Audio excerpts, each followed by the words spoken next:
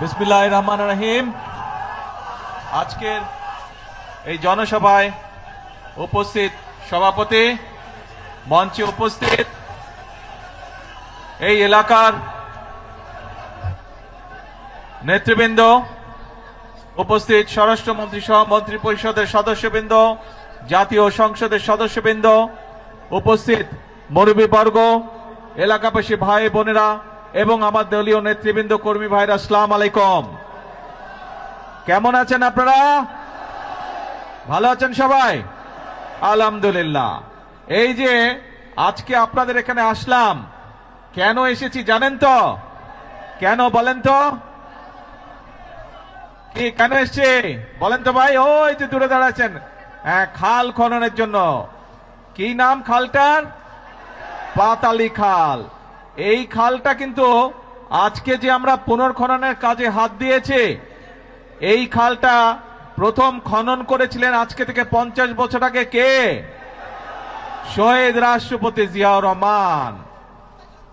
প্রিয় ভাই বোনেরা, এই খালটি আমরা এই জন্য খনন করতে চাই, কারণ আপনাদের নিশ্চয়ই মনে আছে, আপনারা নির্বাচনের আগে শুনেছিলেন যে আমরা দেশের মানুষের সামনে বলেছিলাম যে আমরা সরকার গঠন করতে, আল্লাহর রহমতে সরকার গঠন করতে সক্ষম হলে আমরা দেশের জন্য কতগুলো কাজ করতে চাই এবং কি কি সেই কাজগুলো।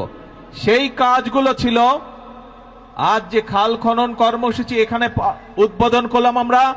এইরকম দেশে আমরা বিভিন্ন জায়গায় খাল খনন কর্মসূচি কাজ শুরু করতে চাই, পুনর্খননের কাজ শুরু করতে চাই এবং ইনশাল্লাহ আগামী 5 বছর আমরা সারা বাংলাদেশে আমাদের লক্ষ্য হচ্ছে 20,000 কিলোমিটার খাল আমরা খনন করব। কারণ এই খাল, এই যে পাতালি খাল, এই খাল খনন করার ফলে আমরা দেখেছি প্রায় 40,000 মানুষ উপকৃত হবে। এই এলাকার প্রায় 1200 হেক্টর জমিতে পানির সুবিধা পাবে কৃষিকাজের সময়। প্রায় 1200 মেট্রিক টন খাদ্যশস্য বেশি উৎপন্ন হবে এই এলাকায় এবং সরাসরি প্রায় 8,500 কৃষক ভাই সেই সেচ সুবিধা পাবে এই খাল পুনর্খনন করার মাধ্যমে। এইভাবে চিন্তা করুন, সারা বাংলাদেশে যদি আমরা যেই খালগুলোকে লক্ষ্য করেছি সেই খালগুলো যদি খনন এবং পুনর্খনন করতে পারি, তাহলে চিন্তা করুন এই একটি এলাকাতেই এই 10 বর্গ কিলোমিটার এলাকার মানুষ এই পানির সুবিধা পাবে। তার মধ্যে 40,000 মানুষ তো পানির সুবিধা পাবে, সাথে 8,500 কৃষক ভাই, সরাসরি যারা কৃষক, তারা সেই সুবিধা পাবে এই একটি উপজেলাতে, এই সদর থানাতেই। তাহলে চিন্তা করুন, আমরা যদি 20,000 কিলোমিটার খাল খনন করতে পারি, সারা বাংলাদেশে কত কৃষক ভাই সরাসরি সেচের সুবিধা পাবে।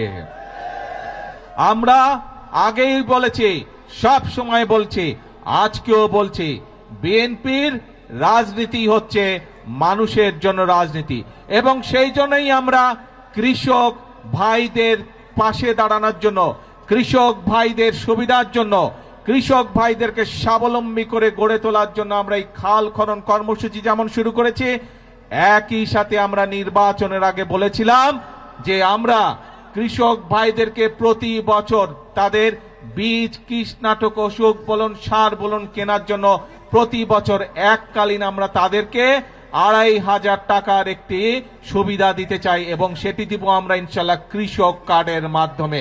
এই কথাটা আমরা বলেছিলাম। আপনারা জানেন 2 দিন আগে আমরা বাংলাদেশে বিএনপি, এই বর্তমান সরকার গত ফেব্রুয়ারি মাসের 17 তারিখে সরকার গঠনের পরে এই গত 2 দিন আগে আমরা বাজেট উপস্থাপন করেছি। সেই বাজেটে আমরা কৃষকদের জন্য, কৃষক ভাইদের জন্য আমরা বরাদ্দ রেখেছি এবং ইনশাল্লাহ আগামী জুলাই মাস থেকে শুরু করে পর্যায়ক্রমিকভাবে আগামী 1 বছরের ভিতরে আমরা বাংলাদেশের প্রতিটি উপজেলায় 8 থেকে প্রায় 10,000 কৃষক ভাইদের কাছে আমরা এই কৃষক কার্ডের সুবিধা পৌঁছে দিতে সক্ষম হব ইনশাল্লাহ। প্রিয় ভাই বোনেরা, আগেই বলেছি আমাদের রাজনীতি হচ্ছে এই বাংলাদেশের জন্য, আমাদের রাজনীতি হচ্ছে এই বাংলাদেশের মানুষের জন্য। আমরা জানি গ্রামে গঞ্জে মিলিয়ে বাংলাদেশের শতকরা 70 থেকে 80% মানুষ, খেটে খাওয়া মানুষ বাংলাদেশের গ্রাম অঞ্চলগুলোতে বাস করে। বাংলাদেশের জনসংখ্যার অর্ধেক হচ্ছে নারী। এখন এই নারীদের দেশনেত্রী খালেদা জিয়া শিক্ষার ব্যবস্থা করে দিয়ে গিয়েছিলেন, বিনামূল্যে শিক্ষা ব্যবস্থা। সেই শিক্ষা ব্যবস্থা ক্লাস 1 থেকে ইন্টারমিডিয়েট পর্যন্ত দেশনেত্রী খালেদা জিয়া করে দিয়ে গেছিলেন। এই নারীরা যদি শিক্ষিত না হয়, তারা যদি স্বাবলম্বী হতে না পারে, তাহলে পুরুষের পাশে দাঁড়াতে পারবে না এবং বাংলাদেশ এগিয়ে যেতে পারবে না। সেই জন্য এই নারীদের শিক্ষা ব্যবস্থা, তারা যাতে আরো শিক্ষার সুযোগ পায়, সেই জন্য স্নাতক পর্যন্ত বা ডিগ্রি পর্যন্ত আমরা এই বর্তমান সরকার মেয়েদের শিক্ষা ব্যবস্থা ফ্রি করার ঘোষণা দিয়েছে। এবং শুধু তাই নয়, একই সাথে আমরা যারা ভালো রেজাল্ট করবে তাদেরকে আমরা উপবৃত্তিও দিব, সেই ব্যবস্থাও আমরা রেখেছি এই বাজেটের মধ্যে। এবং একই সাথে এই যে বাংলাদেশের শতকরা 70% মানুষ, অন্তত 70% মানুষ যে গ্রামে বসবাস করে, এই গ্রামের পরিবারগুলোকে স্বাবলম্বী করে গড়ে তোলার জন্য আমরা মায়েদের হাতে ফ্যামিলি কার্ড তুলে দেবার ঘোষণা দিয়েছি। এবং যেমন স্বরাষ্ট্রমন্ত্রী এখানে একটু আগে বলেছেন যে ভোটের দাগ শুকানোর আগেই আমরা আমাদের যে প্রতিশ্রুতি দিয়েছিলাম নির্বাচনের আগে, সেই প্রতিশ্রুতি পালনের কাজ শুরু করেছি। আপনাদের নিশ্চয়ই মনে আছে, কালি শুকানোর আগেই আমরা ফ্যামিলি কার্ড দেওয়ার কাজ শুরু করেছি। এই সেই ভোটের কালি শুকানোর আগে আমরা কৃষক কার্ড দেওয়া শুরু করেছি। ভোটের কালি শুকানোর আগে আমরা খাল খননের কাজ শুরু করেছি। ঠিক যেভাবে ফ্যামিলি কার্ডের কাজ শুরু করেছি, ইনশাল্লাহ আগামী 1 বছরের মধ্যে বাংলাদেশের প্রতিটি উপজেলায় আমরা চেষ্টা করছি প্রত্যেক উপজেলা 8 থেকে 10,000 মায়ের হাতে আমরা এই ফ্যামিলি কার্ডের সুবিধা তুলে দিব। প্রিয় ভাই বোনেরা, আপনারা দেখেছেন যে বাজেট ঘোষিত হয়েছে 2 দিন আগে, সেখানে আমরা বলেছি আমরা এই দেশের মানুষের চিকিৎসার ব্যবস্থা ঘরে ঘরে পৌঁছে দিতে চাই। মানুষ যাতে চিকিৎসা সুবিধা পায়, মানুষ যাতে স্বল্প মূল্যে ওষুধ পেতে পারে, তার জন্য আমরা ব্যবস্থা গ্রহণ করছি। এবং সেই জন্যই অনেকগুলো চিকিৎসা ব্যবস্থার অনেকগুলোর উপরে আগের সরকারগুলো ট্যাক্স রেখে গিয়েছিল, ভ্যাট দিয়ে গিয়েছিল, আমরা সেই ট্যাক্স গুলো আমরা উঠিয়ে নিয়েছি। তার ফলে আগে একজন হার্টের রোগী সে যদি স্টেন্টিং করত, তাহলে তার যেখানে প্রায় 1.25 লক্ষ টাকার মতন খরচ হতো, সেই টাকা এই ট্যাক্স উঠায় নেবার পরে আগামী জুলাই মাস পর থেকে ইনশাল্লাহ সেটি প্রায় অর্ধেকে নেমে আসবে।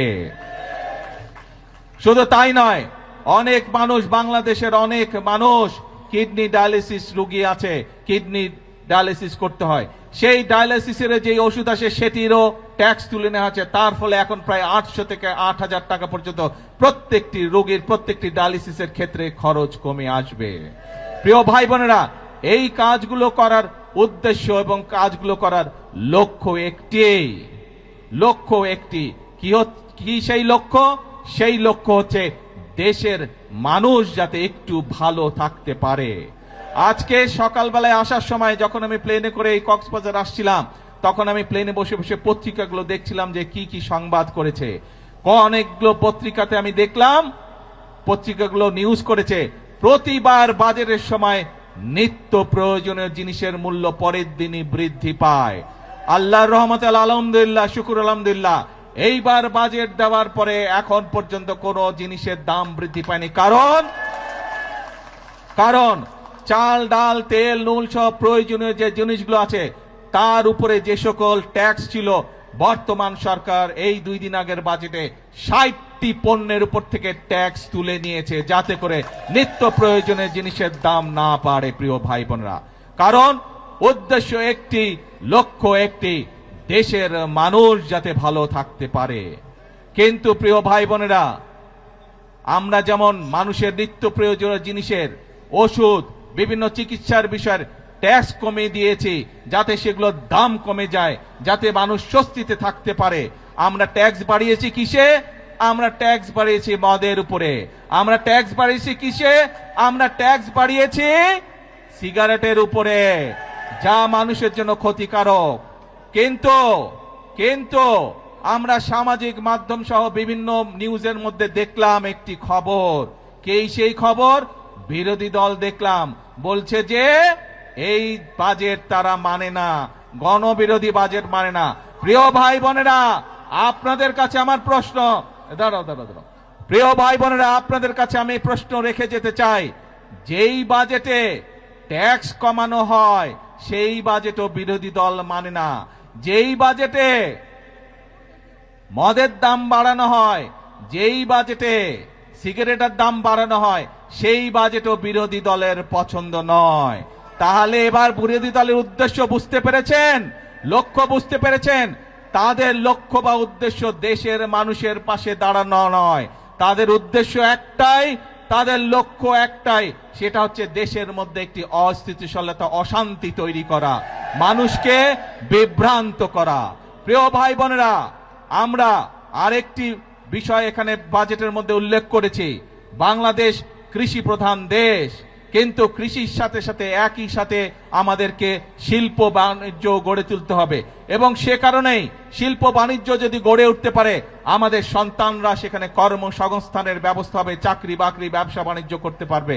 এবং সে কারণেই যে সকল শিল্প দেশে উৎপন্ন হয়, যে সকল দ্রব্য দেশে উৎপাদিত হয়, একই জিনিস যেগুলো বিদেশ থেকে আসে সেগুলোর উপরে আমরা ট্যাক্স বাড়িয়েছি, যাতে করে দেশে যেই দ্রব্যটি উৎপাদিত হচ্ছে সেই দ্রব্যটি যারা উৎপাদিত হচ্ছে সেই শিল্প কারখানাটি যাতে সাপোর্ট পেতে পারে তার ব্যবস্থা আমরা এই বাজেটের মধ্যে রেখেছি। এটিও বিরোধী দলের পছন্দ নয়। এখন প্রিয় ভাই বোনেরা, দেশের মালিক আপনারা, দেশের মালিক কোনো রাজনৈতিক দল নয়, দেশের মালিক কোনো পরিবার নয়, দেশের মালিক হচ্ছে বাংলাদেশের 20 কোটি জনগণ। এই 20 কোটি জনগণ যারা দেশের মালিক, আপনাদের কাছে আমি প্রশ্ন রেখে যাচ্ছি, আপনাদের কাছে আমি বিচার দিয়ে যাচ্ছি যে যারা জনগণকে বিভ্রান্ত করতে চায়, যেই বাজেটের মাধ্যমে জনগণের জন্য স্বস্তির ব্যবস্থার চেষ্টা করছে সরকার, সেই বাজেট বলে বিরোধী দল মানে না। তারা দাবি তুলেছে কেন মদের উপরে আমরা ট্যাক্স বাড়ালাম, তারা দাবি তুলেছে কেন আমরা সিগারেটের উপরে ট্যাক্স বাড়ালাম, এই তাদের দুঃখ, তাদের কষ্ট। কেন বর্তমান সরকার 60টি নিত্য প্রয়োজনীয় দ্রব্যমূল্যের ট্যাক্স কমিয়ে দিল, এই হচ্ছে তাদের দুঃখ। তাহলে কি এরা জনগণের বন্ধু হলো? জনগণের বন্ধু তারা হলো না। প্রিয় ভাই বোনেরা, আজ সময় এসেছে কারা জনগণের বন্ধু এবং কারা জনগণের বন্ধু নয় এইটি সঠিকভাবে নির্ণয় করতে হবে। আমরা অতীতে দেখেছি জনগণকে বিভ্রান্ত করে অনেকে অনেক কথা বলেছে, কিন্তু জনগণের ভাগ্য পরিবর্তন হয়নি, দেশের ভাগ্য পরিবর্তন হয়নি। এই প্রথম আমরা চেষ্টা করছি। প্রিয় ভাই বোনেরা, বিএনপি যেমন অতীতেও চেষ্টা করেছে, আপনারাই বলেছেন এইখানে শহীদ জিয়া খাল খনন করেছিলেন, দেশনেত্রী খাল খনন করেছিলেন, বৃক্ষরোপণ করেছিলেন, এই কাজগুলোর মাধ্যমে ধীরে ধীরে দেশের অবস্থার পরিবর্তন হচ্ছিল। কিন্তু যারা বিভ্রান্তকারী, যারা ষড়যন্ত্রকারী, বিভিন্ন সময় তারা ষড়যন্ত্র করেছে এবং ষড়যন্ত্র করে মানুষের ভাগ্যের পরিবর্তনের যে গতি তাকে তারা বন্ধ করতে চেয়েছিল, দেশের ভাগ্যের পরিবর্তনের যে গতি তাকে তারা বন্ধ করতে চেয়েছিল। বিগত 12 তারিখের নির্বাচনে বাংলাদেশের মানুষ সিদ্ধান্ত নিয়েছে দেশের জন্য যারা কাজ করে তাদেরকেই বাংলাদেশের মানুষ দায়িত্ব দিয়েছে। আগেই বলেছি আমাদের সকল বিএনপির সকল ক্ষমতার উৎস হচ্ছে জনগণ, কাজেই জনগণের শক্তি হচ্ছে আমাদের শক্তি, জনগণের সমর্থি হচ্ছে আমাদের সবচেয়ে বড় সমর্থন, জনগণের শক্তি হচ্ছে আমাদের সবচেয়ে বড় শক্তি। আমাদের সাথে জনগণের সমর্থন আছে বলেই যতক্ষণ আমাদের এই ধরে প্রাণ থাকবে আমরা ততক্ষণ পর্যন্ত এই দেশ এবং এই দেশের মানুষের জন্যই কাজ করে যাব, এবং এই কাজের মাধ্যমেই আমরা চেষ্টা করব, সর্বোচ্চ শক্তিতে ইনশাআল্লাহ চেষ্টা করব এই দেশের ভাগ্যের পরিবর্তন করার জন্য, এই দেশের মানুষের ভাগ্যের পরিবর্তন করার জন্য। কারণ এই দেশই হচ্ছে বিএনপির প্রথম ঠিকানা, এই দেশই হচ্ছে বিএনপির শেষ ঠিকানা। সেজন্যই প্রিয় ভাই বোনেরা, আজকে আসুন, দেশ আমাদের সকলের, এই দেশই আমাদের প্রথম ঠিকানা, এই দেশই আমাদের শেষ ঠিকানা। সেজন্যই আমরা বলি এই দেশকে গড়লে আমরাই ভালো থাকবো, আমাদের সন্তানরাই শান্তিতে থাকতে পারবে। এই দেশকে যদি আমরা গড়তে না পারি তাহলে আমাদের সন্তানরা দুঃখ কষ্টে থাকবে। কেউ কি চায় নিজের সন্তান কষ্টে থাকুক? কেউ আমরা চাই না। সেজন্যই আমরা একটি কথাই বলি সব সময়, করব কাজ সবার আগে বাংলাদেশ। আল্লাহ হাফেজ। বাংলাদেশ জিন্দাবাদ।